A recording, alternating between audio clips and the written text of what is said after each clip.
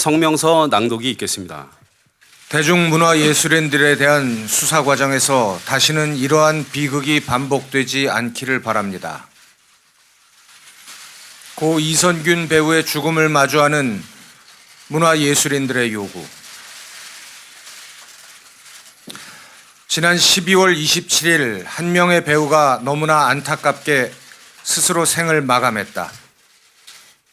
지난 10월 19일 한 일간지에 배우 L씨의 마약과 관련한 정보를 토대로 내사 중이다라는 인천시경 관계자의 말을 인용한 최초 보도 이후 10월 23일 그가 정식 입건된 때로부터 2개월여의 기간 동안 그는 아무런 보호장치 없이 언론과 미디어에 노출되었다. 간이 시약검사, 국립과학수사연구원의 정밀 감정을 위한 시약 채취부터 음성 판정까지의 전 과정이 세 차례에 걸친 경찰 소환 조사에 출석하는 모습이 모두 언론을 통해 생중계되었으며 사건 관련성과 증거 능력 유무조차 판단이 어려운 녹음 파일이 언론과 미디어를 통해 대중에게 공개되었다. 결국 그는 19시간의 수사가 진행된 세 번째 소환 조사에서 거짓말 탐지기로 진술의 진위를 가려달라는 요청을 남기고 스스로의 삶에 마침표를 찍는 참혹한 선택을 하게 되었다. 이에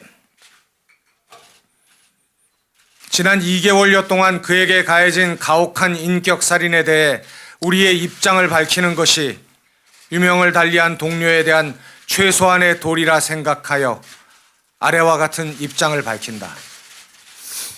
1. 수사당국에 요구합니다.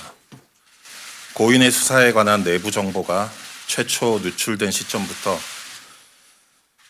극단적인 선택에 이르기까지 2개월여에 걸친 기간 동안 경찰의 수사 보안에 과연 한치의 문제도 없었는지 관계자들의 철저한 진상규명을 촉구합니다. 수사가 진행되는 동안 공보 책임자의 부적법한 언론 대응이 없었는지, 공보 책임자가 아닌 수사 업무 종사자가 개별적으로 언론과 접촉하거나 기자 등으로부터 수사 사건 등의 내용에 관한 질문을 받은 경우 거기에 부적법한 답변을 한 사실은 없는지 한치의 의구심도 없이 조사하여 그 결과를 공개해 주기를 요청합니다.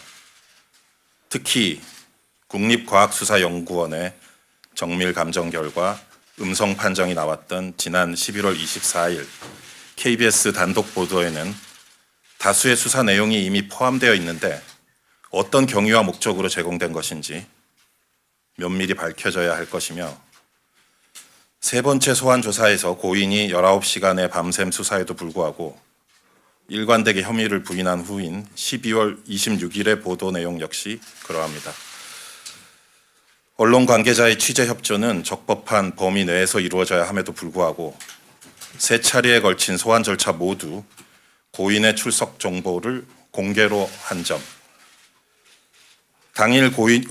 소환 당일 고인이 노출되지 않도록 대비하는 그 어떠한 조치도 취하지 않은 점이 과연 적법한 범위 내의 행위인지 명확하게 밝혀줄 것을 요청합니다. 수사당국은 적법 절차에 따라 수사했다는 단 한 문장으로 이 모든 책임에 대해 자유로울 수는 없다고 생각합니다. 수사 과정에 대한 철저한 진상조사만이 잘못된 수사 관행을 바로잡고 제2, 제3의 희생자를 만들지 않는 유일한 길입니다. 언론 및 미디어에 묻습니다. 고인에 대한 내사 단계의 수사 보도가 과연 국민의 알 권리를 위한 공익적 목적에서 이루어졌다고 말할 수 있는가? 대중문화예술이라는 이유로 개인의 사생활을 부각하여 선정적인 보도를 한 것은 아닌가? 대중문화예술이라는 이유로 고인을 포토라인에 세울 것을 경찰 측에 무리하게 요청한 사실은 없었는가? 특히 혐의 사실과 동떨어진 사적 대화에 관한 고인의 음성을 보도에 포함한 KBS는 공영방송의 명예를 걸고 오로지 국민의 알 권리를 위한 보도였다고 확신할 수 있는가? KBS를 포함한 모든 언론 및 미디어는 보도 목적에 부합하지 않는 기사 내용을 조속히 삭제하기 바랍니다.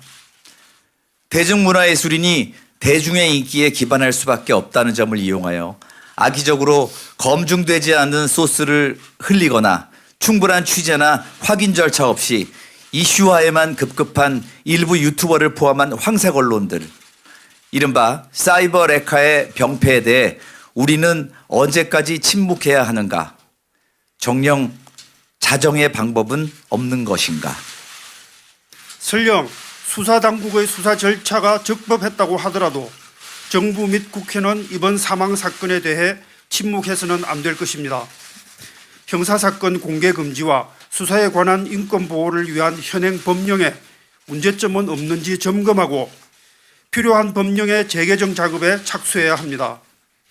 피의자 인권과 국민의 알 권리 사이에서 원칙과 예외가 뒤바뀌는 일이 없도록, 수사당국이 법의 취지를 자의적으로 해석, 적용하는 일이 없도록 명확한 입법적 개선이 필요합니다.